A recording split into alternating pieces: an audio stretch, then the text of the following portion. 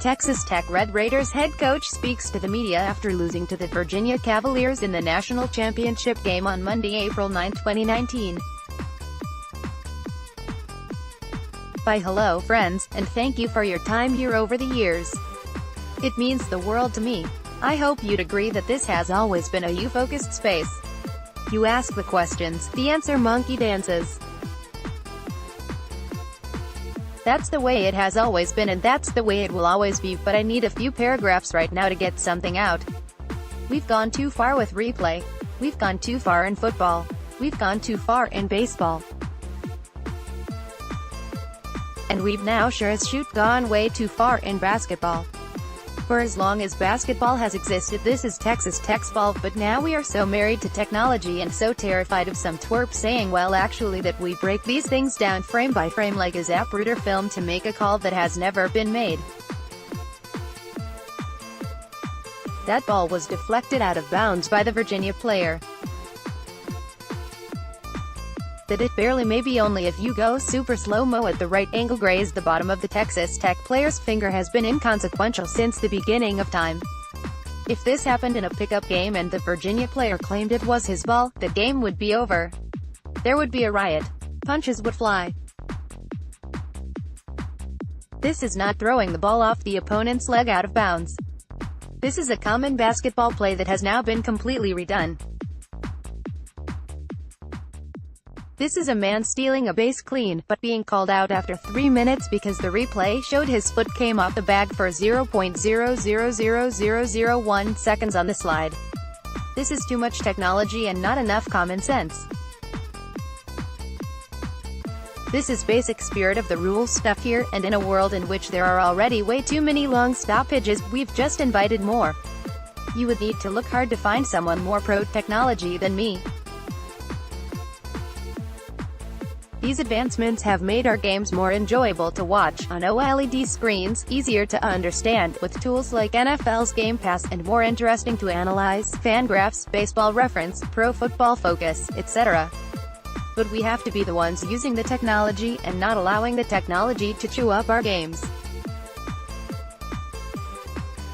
Instant replay was adopted to correct obvious mistakes of the naked eye. It was never intended to create new calls that the naked eye never could have seen. This is not an argument that the referees are stretched past the point of recognition. Replay usage cost Texas Tech last night's national championship game *. There are too many plays in a game, and besides, the officials were generally pretty good. Though on the previous play, Tech was whistled for a foul when a Virginia player accidentally tripped a teammate. This is an argument about keeping games as enjoyable and fair and flowing as possible, about not breaking for 2 minutes every time someone in the arena disagrees with a call. Mostly, this is an argument to keep basic rules and calls in place, the same way we've enjoyed for decades, and not let our games be hijacked by frame-by-frame analysis. This isn't a fluke, either. Isn't one minor misuse blown out of proportion because of the stage? After all, the NFL just made non-calls reviewable. This week's eating recommendation is the Summit Burger at West Side Local, and the reading recommendation is Tyler Kepner's Delightfully Nerdy K, A History of Baseball in 10 Pitches. Please give me a follow on Twitter and Facebook. As always, thanks for your help and thanks for reading. Might, I guess, maybe. In the sure why not anything is possible way. Look, right now they stink. They are 2-7 with a schedule heavy on AL Central teams that are not the Indians. That is really bad. If the Royals have any chance to compete this year it is by hoarding wins in a weak division. This isn't that, and, let's be honest, they do only in the sure why not anything is possible way. I do not believe the Royals will be worse than last year, and will make a $100 charity donation bet with the first person willing to take the over on 104 losses. A full season of Adalberto Mondesi, for one. Jorge Soler will probably play more than 61 games. Brad Keller is a full-time starter now. Those are the Royals' 3 highest ceiling players, each in position to better impact the big league team. I would also point out that the team has played better than the record. We can talk a lot about the atrocious bullpen, and we will, but the offense and defense and starting pitching have been worthy of a much better record. Some numbers: the Royals are 8th in runs. Their starting pitchers are 10th with a 4.70 ERA. The bullpen has an 8.89 ERA and is giving up a .319, .458, .487 /line. If you believe the bullpen really is this bad, then sure, the Royals are cooked.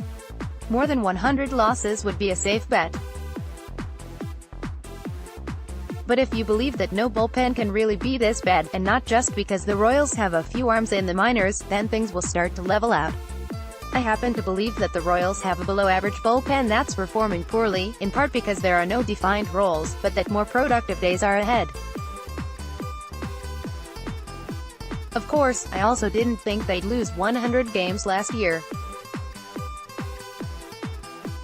If you think I'm going to be wrong again, and that this team will really be worse than last year, be the first to tweet at me saying, "Bet big brothers big sisters of Kansas City could use the help." It was not lost on some in the organization that a total of 20,599 fans watched the 2 games against the Twins last week. Last night, just 10,259 bought tickets on a beautiful night. I believe that this, as much as anything, is why the Royals will heavily consider moving downtown. But that's a different discussion for a different day. Right now, the point you're making is an excellent one. Attendance always rises when school is out, and the weather hasn't been great. Without double-checking, I assume the TV numbers are still strong. But fan interest is often shorthanded by attendance figures, and attendance figures heavily influence revenues, which heavily influence payrolls, so this is a relevant topic. In my often stupid opinion, the Royals have been too concerned with eyewash. They have often seemed to operate with the goal of appearing competitive in the years they know they are unlikely to be genuinely competitive. It's a bit of an ongoing conversation with a few members of the front office, but I've never written extensively about it for a few reasons. First, I admire the other approach. Teams should want to win every year, and should care about what the product looks like to fans spending their time and money. Second, 1/3 of baseball teams make some form of the postseason now, so the standards for dreaming are lower. But if you're going to go that route, then you should be able to avoid 104-loss seasons, and you better be able to keep sincere hope alive into the summer. I say this without malice or end zone dancing. The men who put the Royals together care deeply about this stuff, but another season being torpedoed before Cinco de Mayo would be an inexplicable whiff by everyone in baseball operations. This team has the pieces of an interesting team. Adalberto Mondesi is a rare gift, an elite talent who might be turning into a star. Brad Keller is emerging. Whit Merrifield is amazingly consistent and stubbornly productive. Jakob Junis, Hunter Dozier, Jorge Soler, Ryan O'Hearn, there are a lot of pieces here. All of that may or may not make 2021 better. But none of it matters for right now if the Royals are 17-35 on Memorial Day. I don't know if I can, but I know I won't. Look. I know I'm interested. I know I want to watch Adalberto Mondesi and Brad Keller and Whit Merrifield and Ryan O'Hearn and others. My summers have always been filled with baseball, and I'll have lived a good life if that's always true. I also recognize that I am a sports columnist at the local paper, so I can't say with any degree of certainty whether I'd care about the Royals if I had a real job. We all have stresses and priorities and stuff to do, and, well, let's just play this out. If you tune out the team now and the rebuild clicks and 2021 is the year they contend, you'll have a heads up. They'll be in first place in June, or 2 games out in August, and you'll get back into it. You'll watch and you'll read and you'll talk to your friends, and will you have missed all that much? Probably not. You won't feel the same pride the way you would if you watched every game between then and now. You wouldn't be able to remember the homer Mondesi hit, or, if we're being honest, the walk he took that convinced you it was happening. Who wouldn't remember Brady Singer's debut, or the debate around this summer's No. 2 pick, or how you felt when you realized Martin Maldonado was actually better defensively than Sal Perez*, and how that might change the team's immediate future. I'm actually not joking here. So, y'all missed something. Y'all missed the silly, stubborn pride of being able to tell people you saw the whole thing happen, but at some point, what are we talking about here? You won't miss the playoff game. Also, you know the best and most time-efficient way to make sure you don't miss anything? Continue to read the local paper. The decision on signing Lucas Duda to a 1-year deal and dumping 4 years of club control on Brian Goodwin was hard to understand at the time and somehow even worse right now. The disclaimers can be offered here. It's still so early. In the NFL analogy, we're in the third quarter of the season opener. Brian Goodwin is unlikely to hit .391 over a full season. But there was no obvious reason to do this. Goodwin could be playing right field, which would mean Merrifield could be playing second, and there is no question that would make a better lineup than what the Royals are left with. Dayton Moore talked about Duda's professionalism and reliable plate appearances, and I don't want to minimize the point. There are so many holes in the Royals lineup. Duda has shown himself to be somewhere between solid and good as a hitter for most of his career. If he took some pressure off O'Hearn or Schwindel at times, well, that's not a terrible thing. But this always felt like the Royals overthinking things. O'Hearn has an extreme platoon split, an issue that was already diminished with Schwindel. The Royals have been unsure whether Schwindel could hit big league pitching, but even if that went south, they could play Hunter Dozier at first against a tough lefty. I don't have an answer that makes sense here. I also don't think Goodwin is the solution for what's wrong with this team, but still. It's weird. There is no place in baseball with higher yearly turnover than bullpens. Many bullpens are remade every year. Some relievers transition to rotations, some lose effectiveness, most are on short-term contracts. I know we all got used to the HDH group, but even those guys were together in those roles for only about a year and a half. That's not an exaggeration. Davis joined the Royals in 2013, and was a starter until September. Holland started to wobble about halfway through 2015. Current bullpen is a mixture of experiments, Brad Boxberger and Ian Kennedy, dreams, Kyle Zimmer, and figuring out who guys are, Wiley Peralta and Kevin McCarthy. At some point we'll see some promotions from Omaha. This is easy to forget now, but there was a time that some fans saw bullpen construction as Moore's only strength. The rest of the roster was often a mess, but Moore usually did well finding relievers. Economics changed drastically, and the Royals' success in 2014 and 2015 was part of that. Constructing good bullpens now is more difficult. More expensive. It used to be the first piece you could put together, but now it's closer to the last. The Royals won't be competitive until they get the lineup and rotation in place.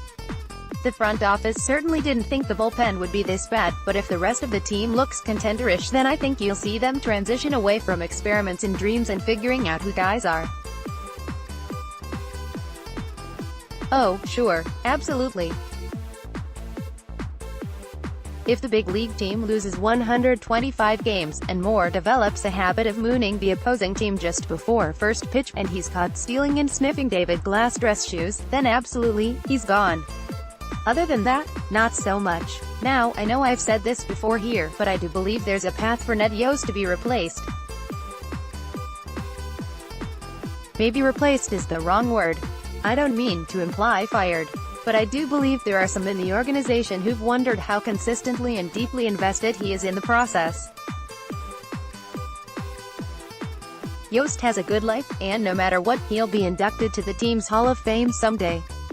But the team lost 104 games last year, and if they're on a similar pace in July or August, it's easy to imagine him walking into a special advisor's role that includes time on the farm and the Royals going with a new voice. You might roll your eyes at this, but keep it in mind. O'Hearn has played all but one game, and all of those are starts but one. Both games he didn't start were against left-handed pitchers, which makes sense to me. Dozier has started all but 2 games. You're not going to see me stump for Chris Owings getting more time, but Dozier is 3 for 23, so you're not going to see me stump for him either.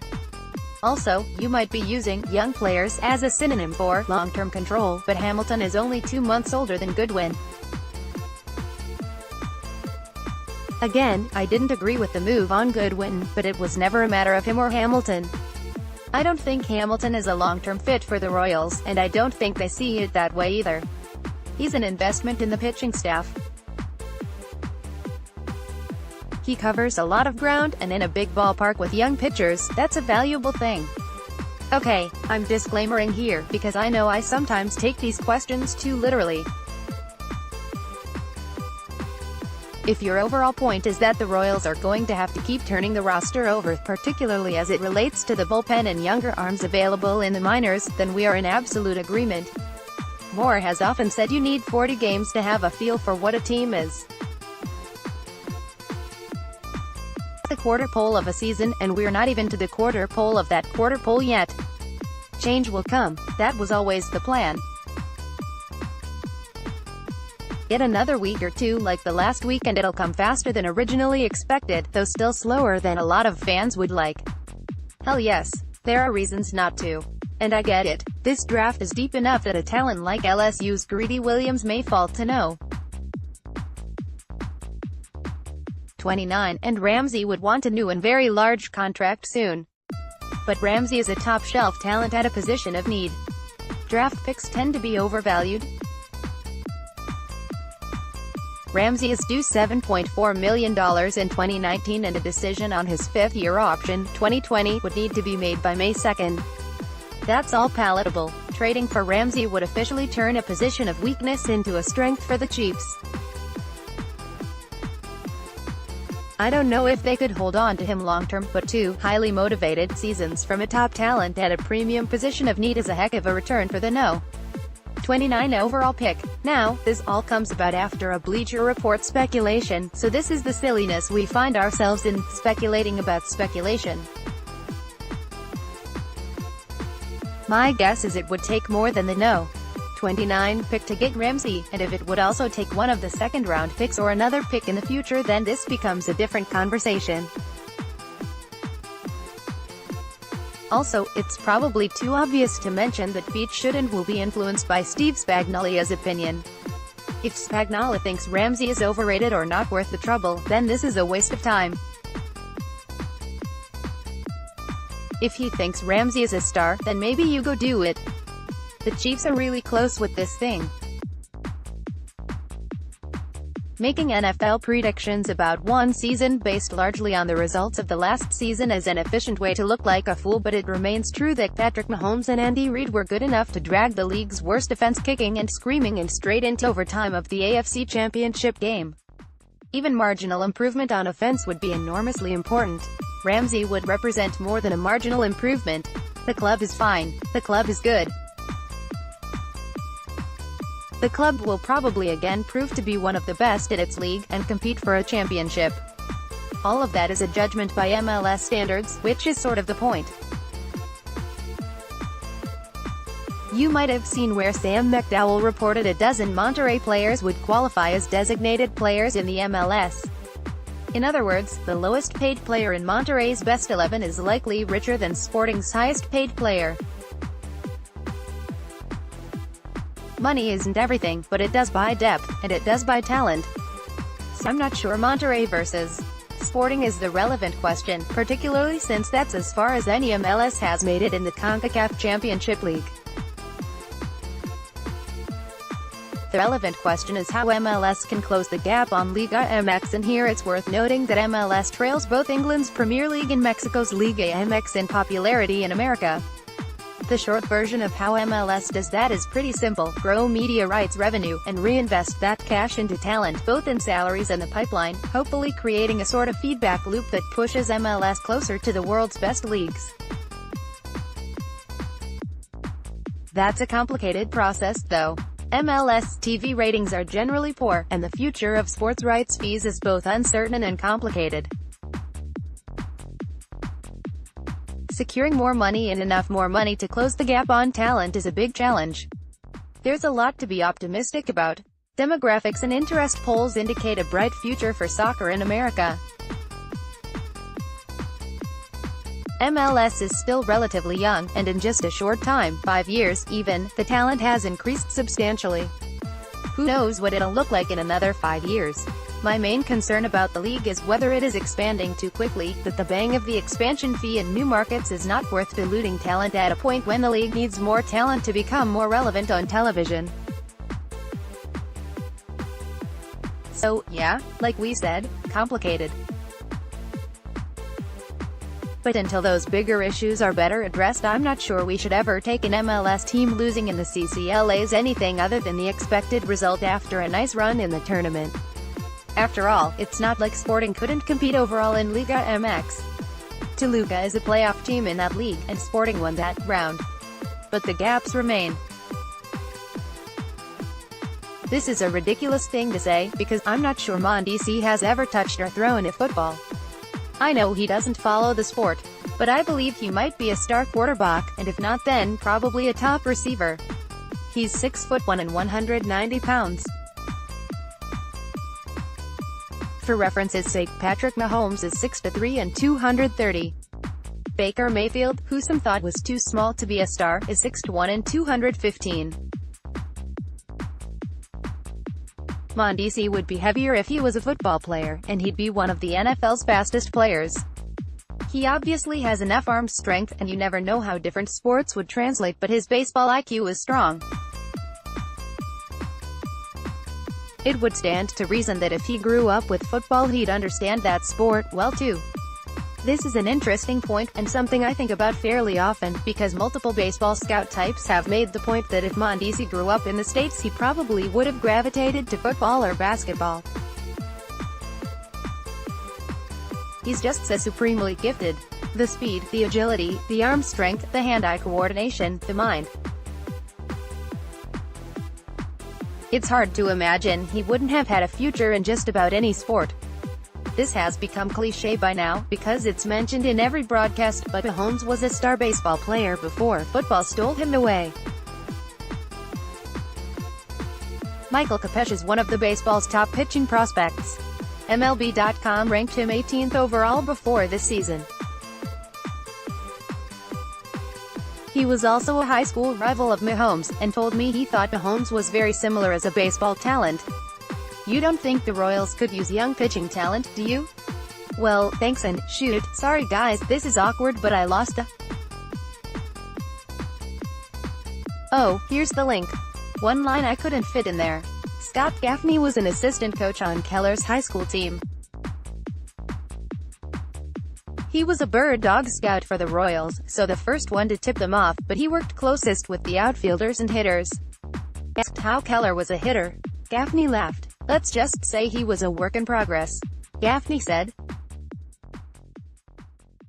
And still is, anyway. The obvious answer here for the Royals is Albert Pujols. Baseball drafts are not totally dissimilar to drawing straws, and Pujols was the 402nd player taken that year. Just after Alfredo Imazaga, and just before Mark Bluma. So everyone missed on him, including the Cardinals, who took 10 players ahead of Pujols who never reached the big leagues, including their first 2 picks. But none of those other teams had the benefit or convenience or luck of having Pujols play both his high school and college baseball within a lunch break's drive of Kauffman Stadium. That's just an awful miss, and one that has changed the way some teams, including the Royals, view local talent. For the longest time the answer to the Chiefs' side of this was a quarterback. They took Todd Blackledge in 1983 with Jim Kelly and Dan Marino still on the board. They took Donald Stevenson with the pick immediately ahead of Russell Wilson in 2012. But it's a little harder to get worked up about that now, you know. Maybe not the Blackledge pick as much, but in that unpredictable and constant game of dominoes, if the Chiefs took Wilson they would almost certainly not have Mahomes. And if Russell Wilson was drafted by the 2012 Chiefs, well, I'm predicting they still would not have won the Super Bowl after the 2013 season. So, anyway. Well, who am I kidding? The answer is Marino. It will always be Marino. First, here's Ty's story, and it's terrific. I know some have expressed an unease with all the unnamed sources, but there's some new stuff in there and Ty's reputation is stellar. He's too smart and too good to not have this nailed down. Now, to answer your question, oh my gosh, of course. I would love that. I should say right here that my bosses have been absurdly generous with me. They give me a lot of freedom. Here's a paraphrased excerpt from my last performance review. Boss, anything you're not doing that you'd like to? Me, sometimes I wish I could take more time on stories. Boss, then you should do that. Me, oh, there's a story I might write this week that I've been working on for a while. There are more coming. I'm writing other columns in the meantime, sure, but I want to be clear that if I went to my boss and said here's an amazingly kick-ass story but I need to not do anything else for the next month, I'm relatively confident he'd say okay. Maybe he'd ask me to still do this weekly time suck. I don't know. But my point here is that any lack of doing this already is on me and these weird conflicting motivations and insecurities and pressures I feel internally. Now, you asked about the pluses and minuses. The pluses are everywhere. More time means exploring paths and possibilities and sources you might not even think about with less. More time means more conversations with sources, better understanding of the subject, and more editing. Generally, more time means a better chance to rise above the normal noise of sports media to write something truly memorable. The minuses are a little less tangible, but basically speak to pressure. If you're taking 4 months on a story, it better damn well be good. If it's not, you have some explaining to do with your boss, and no matter the explanation you'll have a tough argument the next time. Also, writers tend to be insecure and paranoid. If you're not writing for that long, it's hard to feel relevant. It's hard to feel valuable. It's hard to feel like you're earning your money. But typically, you're not going to spend 4 months on something unless it's good. If the reporting isn't going the right way, you'll pull the chute much earlier. This is the time of year where we can do more of that, and I have some ideas. Nothing that I'm going to spend 4 straight months on with nothing else, but this is the season of pulling the slingshot back a little more. Hopefully it's worth it. I am incapable of giving you a top 10 list because the only Easter candy I care about is Starburst jelly beans, and brother, I'm here to tell you that I care about Starburst jelly beans so completely and deeply that I am left with no room to care about anything else. This is, unfortunately, not an exaggeration. I will eat Starburst jelly beans until there are no more Starburst jelly beans, or B, I am quite literally and physically sick from eating so many gosh dang Starburst jelly beans. I'm like a 3-year-old, is what I'm saying. Or a goldfish. It's so bad my wife sort of apologizes when she brings them in the house.